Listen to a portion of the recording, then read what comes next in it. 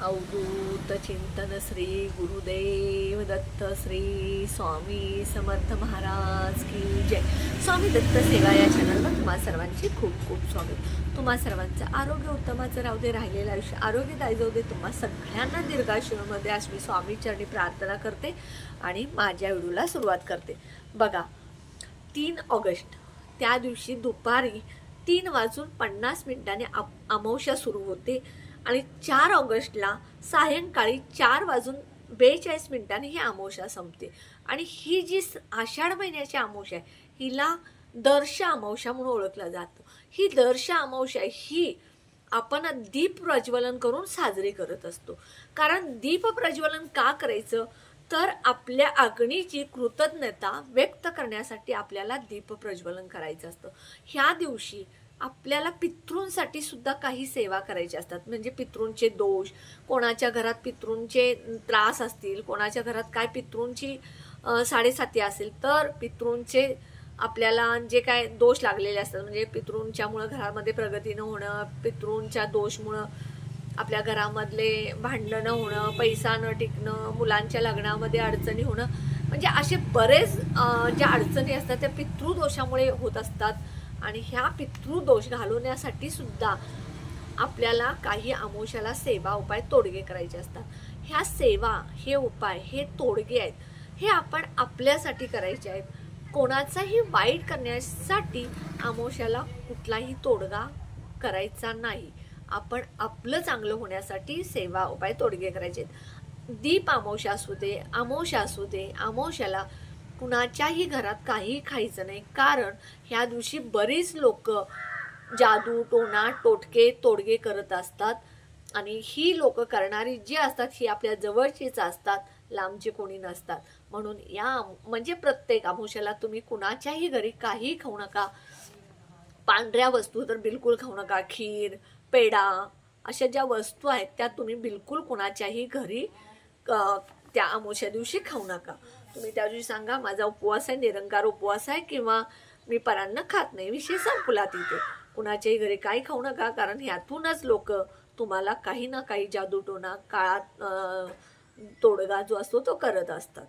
आणि आपल्याला ज्या सेवा करायच्या आहेत त्या पितृंच्या आपल्या घरातले दोष घालवण्यासाठी, आपले दोष घालवण्यासाठी, आपल्या घरात सुख, शांती, समाधान येण्यासाठी आपल्याला आपल्या सेवा उपाय तोडगे करायचे आहेत। तर या दिवशी दीप प्रज्वलन दिवशी आपल्याला पितृंसाठी असा एक दिवा लावायचा आहे।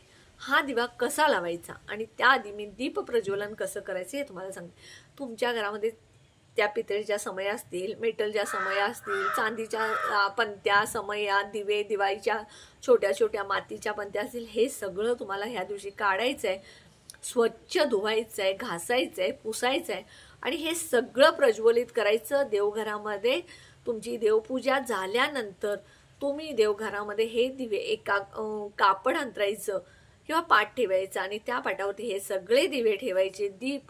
दिवे सगळे प्रज्वलित करून घ्यायचं आणि त्यानंतर 21, 11, 51 कणकेचे दिवे करायचे। हे कणकेचे दिवे जे बनवता तुम्ही त्या दिव्यामध्ये मीठ घालायचं नाही, पण हळद घालून ती कणिक मळायची आणि तुम्हाला शक्य होईल तर 11 दिवे बनवा, 21 दिवे बनवा किंवा 51 दिवे बनवा आणि हे दिवे प्रज्वलित करायचे आणि ह्या दिव्यांना आपण त्या दिव्यांची पूजा करायची आणि त्यानंतर लाह्याचा आणि गुळाचा नैवेद्य दाखवायचा। ते दीप प्रज्वलन झाल्यानंतर सायंकाळी प्रदोषकाळी 6:30 नंतर आपल्याला एक दिवा लावायचा आहे। हा दिवा जो आहे हा पितरांसाठी लावायचा आहे, कारण पितृ दोष असतील, पितृंच्या मुळे आपल्याला काही अडचणी येत असतील।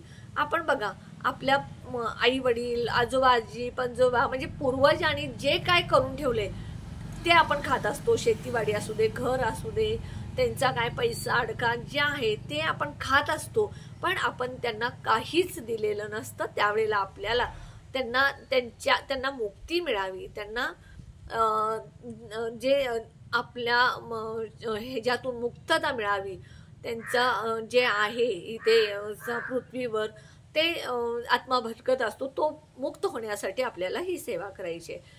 कारण बरेच आई वडिलांची सेवा करत नाहीत, आई वडील गेल्यानंतर त्यांना त्यांचा शाप लागत असतो। तर अशा वेळेला तुम्हाला पितृंना एक दिवा लावायचा आहे।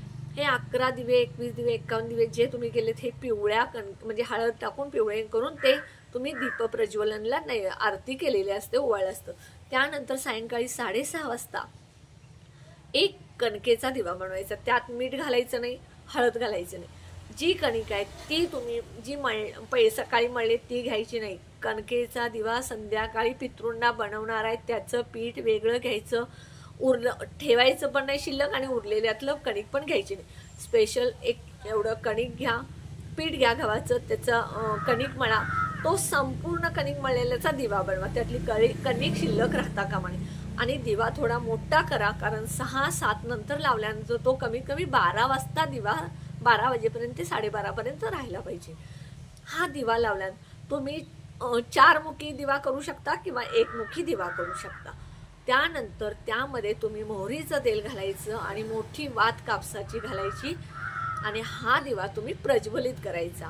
हा दिवा तुम्ही मुख्य दरवाजाच्या बाहेर दक्षिण दिशेला किंवा घरामध्ये दक्षिण भिंतीला दक्षिणेकडे तोंड करून प्रज्वलित करून ठेवायचं. ह्या दिव्याखाली वहीचं पान, पेपरचं पान किंवा झाडाचं पान ठेवायचं. हा दिवा खाली ठेवायचा नाही. त्यानंतर तिथे 1 ग्लास भरून पाणी ठेवायचं पितृंसाठी आणि तुम्ही त्या दिव्यासमोर बसून पितृस्तोत्र म्हणायचं. आपल्या नित्यसेवेच्या पुस्तकामध्ये पितृस्तोत्र म्हणून आहे, ते तुम्ही वाचायचं आणि पितृंना सद्गती मिळावी, पितृंना मुक्ती मिळावी यासाठी प्रार्थना करायचं, पितृंचा आशीर्वाद घ्यायचं. पितृंना म्हणायचं आमच्याकडून तुमची काय गैरसोय झाली असेल, आमची काय चूक झाली असेल तर आम्हाला क्षमा करा. आम्ही शक्य होईल तेवढं तुम्हाला प्रत्येक अमावस्याला दही भात 1 दिवा लावेन. दही भाताचा 12 वाजता तुम्ही दही भात ठेवू शकता आणि तुम्हाला मुक्ती मिळू दे, आम्हाला तुमचा आशीर्वाद मिळू दे, तुम्ही सगळ्या आमच्या कुटुंबाला आशीर्वाद द्या, आमचं चांगलं करा अशी प्रार्थना करायची आणि त्यानंतर उठायचं. त्यानंतर रात्रभर तो दिवा तिथेच ठेवायचा. दुसऱ्या दिवशी सकाळी आंघोळ वगैरे केल्यानंतर हा दिवा तुम्ही उचलायचा आणि घराच्या बाहेर एखाद्या झाडाखाली ठेवायचा आणि ते पाणी पण त्या झाडात ओतायचं. तो दिवा कणकेचा असल्यामुळे काय होतं, किडे मुंग्या ज्या असतात ते खातात आणि त्यातून सुद्धा पितृंना अन्न मिळालं जातं. पितृ अन्न खातात ते आणि ह्या किडे मुंग्या ज्यातून पण पितृंपर्यंत अन्नदान होत असतं, अन्न त्यांना घातलं जातं. म्हणून हा दिवा झाडाखाली ठेवायचा आहे. ह्या दिवशी दर अमावस्याला आपण दानाला खूप महत्त्व देतो. त्या दिवशी तुम्ही दान करा, गरिबांना 1 वेळचं जेवण द्या. जे गरीब लोक मंदिराच्या बाहेर असतात त्यांना तुम्ही गरजेच्या वस्तू द्या, तांदूळ द्या, साखर द्या, काही केळी द्या, फळं द्या, 1 वेळ त्यांना जेवायला द्या, पोट भरेल अशा पद्धतीनं तुम्ही त्यांना दान करू शकता. त्यानंतर बघा, तुम्ही पितृंसाठी ही खूप महत्त्वाची अमावस्या आहे म्हणून त्या दिवशी तुम्ही दही भात सुद्धा 12 वाजता ठेवायचं आहे. त्यानंतर बघा, तुम्ही जे पितृ असतात त्यांना यम सदनी जाताना पितरांना प्रकाशाची वाट मिळावी म्हणून त्या दिवशी हा दिवा लावायचा असतो. तर पितृ अमावस्याला ह्या छोटी जी सेवा आहे ही केल्यामुळे तुमच्या घरातले शत्रुपीडा, वास्तुदोष असतील, पितृदोष असतील, जे काय तुमच्या घरामध्ये 7.5 असेल, नकारात्मकता असेल, ते सगळं निघून जाईल आणि तुमच्या घरामध्ये सुख, शांती, समाधान येईल. तुमच्या ज्या काय अडचणी आहेत, मग मुलांच्या शिक्षणातल्या अडचणी असू देत, मुलांच्या नोकरीतल्या अडचणी असू देत, मुलांच्या लग्नातल्या अडचणी असू देत, मुलं परीक्षेला जात असताना त्यांच्यामध्ये काय अडचणी असतील त्या दूर होतील, नवरा बायकोंच्यात भांडणं होत असतील त्या अडचणी दूर होतील, पैसा टिकत नाही ते अडचण दूर होईल, घरात सुख समृद्धी नाही ती अडचण दूर होईल ह्या उपायानं. तर तुम्ही प्रत्येक अमावस्याला 1 दिवा दक्षिण दिशेला तोंड करून तुम्ही मोहरीच्या तेलाचा लावा. 12 वाजता दही भात घरावरती, घराच्या अंगणात, बाल्कनीमध्ये ठेवा. त्यामुळे तुम्हाला पितृंचा आशीर्वाद मिळेल, तुमच्या घरातले पितृदोष निघून जातील आणि तुमच्या घरात सुख, शांती, समाधान नांदेल एवढं 100% होईल.